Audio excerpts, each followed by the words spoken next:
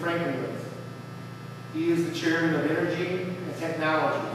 There's two bills in Lansing, 5439 and 5411, to put a stop to BTE. Congressman Corn won't let it out of committee. Call his office and bombard his office. Now I ask right now, I asked the Willow Run board under Robert's Rules of Order if the trustee would stand up and ask for support of Brenda Stubbo's moratorium and the Township Board 7-0 moratorium on smart meters and send Detroit Edison a message. And these meters are in all our schools, including Saline High School, Ann Arbor, all the way up to Manchester. We got to get them out of our schools. 5 seconds. Thank you very much. God bless you.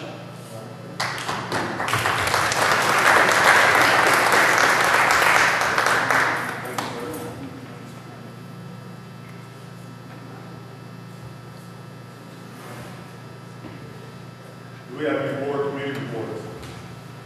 Finance committee did not meet since our last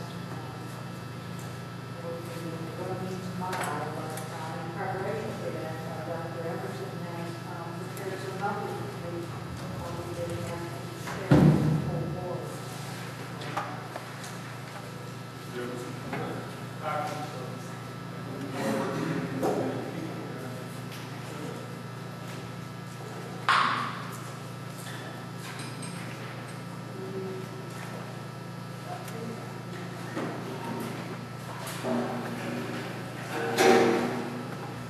The numbers that I brought are this particular time of year that we celebrate.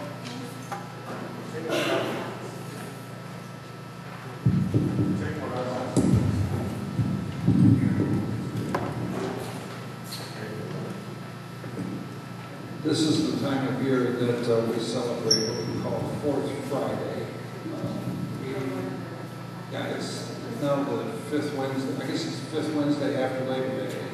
Anyway, we get started nicely in school. We count the number of kids we have, because Michigan traditionally finances public schools on the basis of the number of students we have.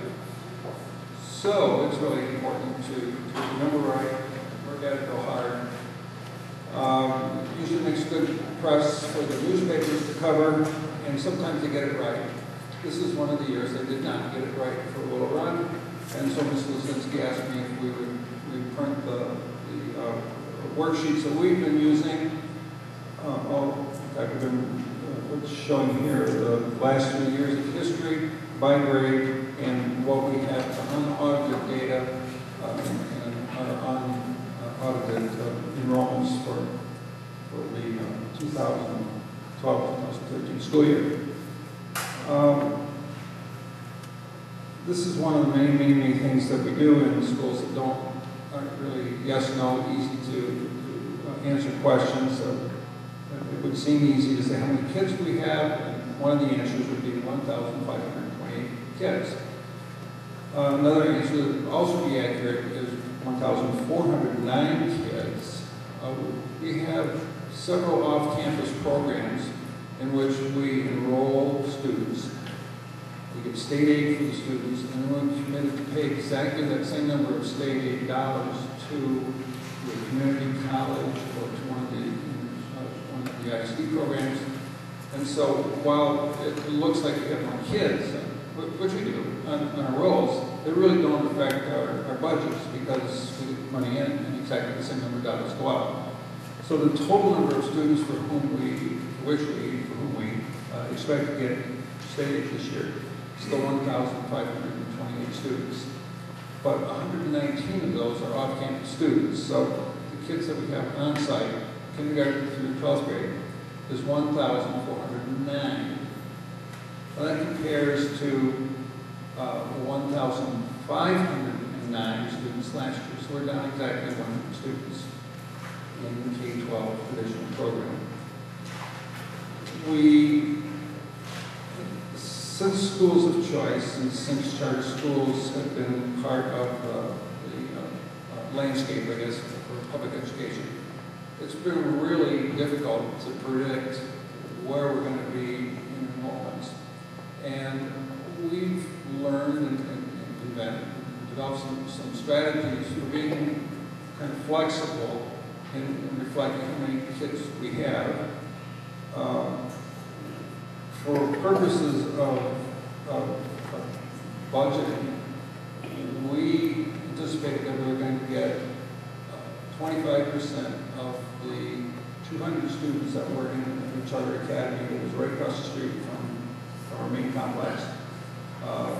Virtually all of the children in that school had low-run addresses, and so it seemed like a reasonable assumption that we were going to get some of them, and we did. But in recognizing that we have had an eroding of our enrollments, we also anticipated that it was possible that we were going to lose more kids than we were going to get. And of course, that's what happened. We're down 100 again. But we had 5 vacancies, 4 or 5 vacancies of teachers who left for whatever reason. We scheduled tentatively classes for those 5 vacancies, but when we budgeted, we said replacement for so-and-so, that we didn't hire anybody to fill those vacancies.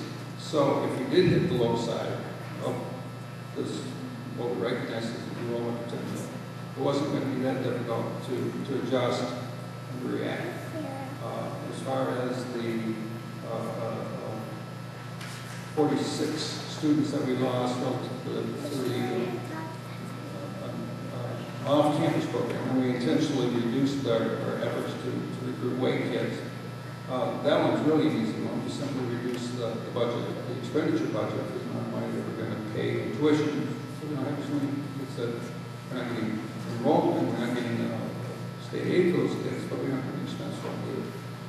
So we were really looking at in the preliminary budget that we have, the top sheet and the whole big numbers that we gave you. The next to the last column, the first 2 columns in the middle, the ones that I labeled 2009-10 audited and 2010-11 audited.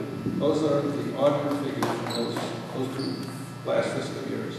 One in the middle that's 2011-2012, not yet audited.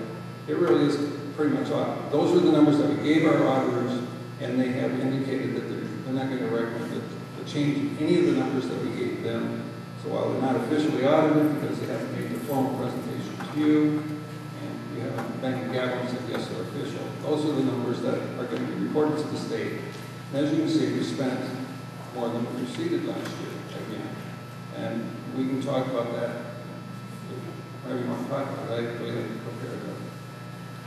But not tonight. Okay, fine. The middle number, the preliminary budget, is the budget that you adopted per state law. A whole lot of assumptions. We added a lot to that budget. The biggest single item was the development of that street that was necessary between the new Ypsilanti Public School bus lot and Sampson repair facility.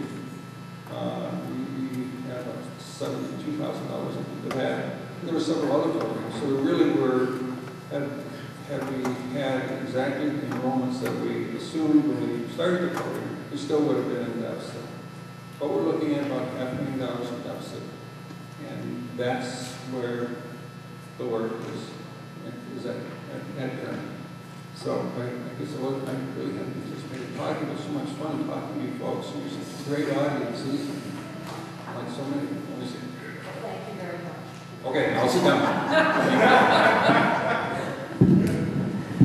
Were there any questions? We usually make sure we don't have it. Thank you, Mr. Emerson. Also, I want to share something you and Mr. Sissy have talked about Ms. Bringers a lot. Author, she said it was a pleasure working with you all. She really gave kudos to both of them for the job well done. She said it's been a pleasure working with you for the past couple of years. I just thought. No, I mean, but excuse me, but this year and the